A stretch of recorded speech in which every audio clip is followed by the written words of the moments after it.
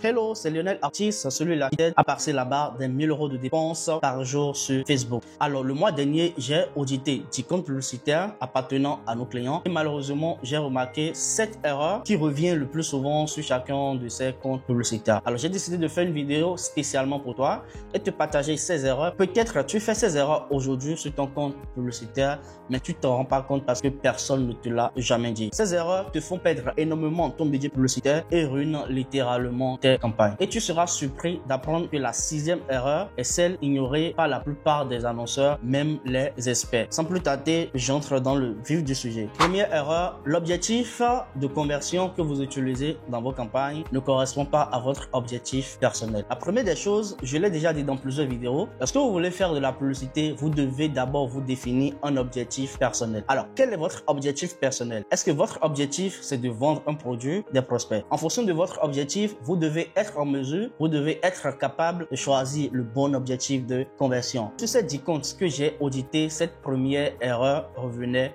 3 fois, donc 3 sur 10, c'est quand même pas mal.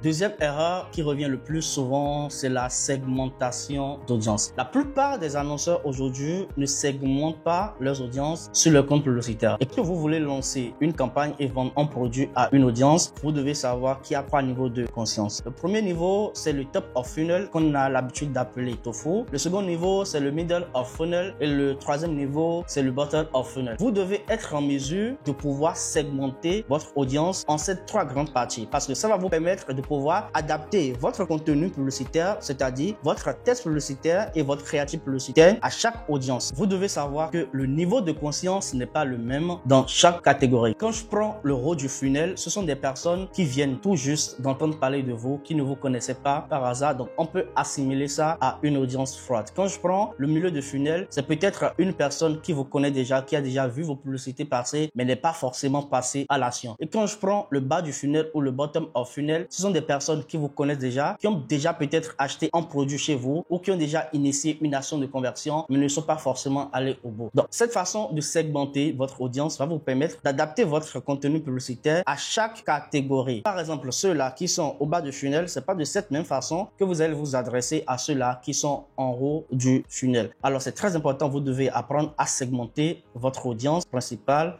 votre compte publicitaire. Vous adressez chacune de ces audiences de manière différente. Troisième erreur qui revient le plus souvent, la majorité des annonceurs ne testent pas les lookalikes. Je reviens dans le contexte de base. Lookalike, ça veut dire une audience similaire. C'est-à-dire que Facebook va vous rechercher des personnes qui ont des caractéristiques similaires, des personnes qui ont déjà effectué des actions de conversion, par exemple, achat. Si par exemple, vous avez lancé des campagnes par le passé et vous avez réussi à générer au moins 100 achats, 200 ventes ou 300 ventes ou 500 ventes, même c'est une campagne de génération de leads, vous avez pu générer 100 prospects, vous avez la possibilité de créer une audience lookalike à des pourcentages différents et tester ces audiences lookalike dans une autre campagne. Ne pas tester les lookalike, c'est laisser de l'argent sur la table. Vous devez partir, aller chercher ces personnes qui n'ont peut-être jamais entendu parler de vous, mais qui ont quand même des caractéristiques similaires à des personnes qui ont déjà effectué des actions de conversion dans votre tunnel. Quatrième erreur qui revient le plus souvent lorsque je dis des comptes publicitaires, c'est le fait que la plupart des annonceurs diluent leur budget publicitaire. C'est-à-dire, ils dépensent n'importe comment, ils n'ont pas une stratégie de gestion de leur budget publicitaire.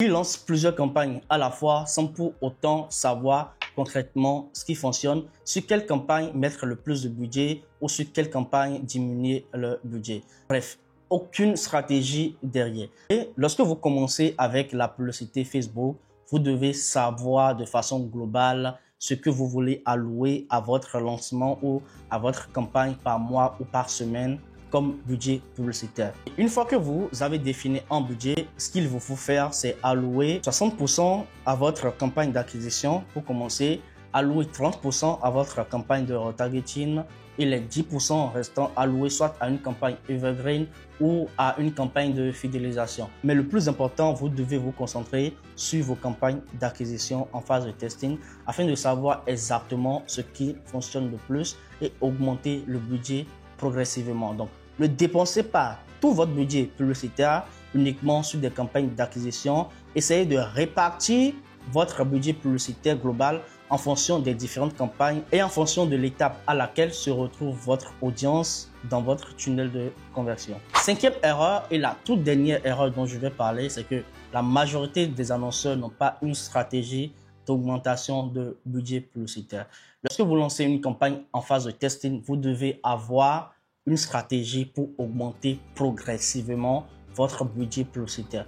On n'augmente pas un budget publicitaire n'importe comment. L'augmentation d'un budget publicitaire, si vous ne le savez pas, peut entraîner une brusque augmentation de votre CPA ou de votre CPL. Donc, pour augmenter votre budget publicitaire, vous devez avoir une stratégie. Avant de faire une augmentation, vous devez être sûr que vous avez encore de la marge exploitée dans votre audience. Vous devez être sûr que Facebook est encore capable d'aller chercher des clients ou des prospects dans cette audience. Lorsque vous prenez sur les 7 derniers jours et que vous remarquez que le CPL ou le CPA que vous avez est en dessous de votre CPL cible ou de votre CPA cible, alors je vous recommande d'augmenter votre budget publicitaire soit de 20% ou de 30%. Mais cette augmentation peut être faite chaque 3 jours si vous remarquez que dans un délai de 3 jours, lorsque vous analysez votre compte publicitaire, vous remarquez que le CPA ou le CPL que vous avez est en dessous de votre CPA cible ou de votre CPL cible. J'espère vraiment que vous avez appris quelque chose de nouveau et si c'est le cas, n'hésitez pas à vous abonner à cette chaîne, à liker et à me dire dans les commentaires les sujets que vous aimeriez que j'aborde dans mes prochaines vidéos. C'était Lionel Ortiz. Peace.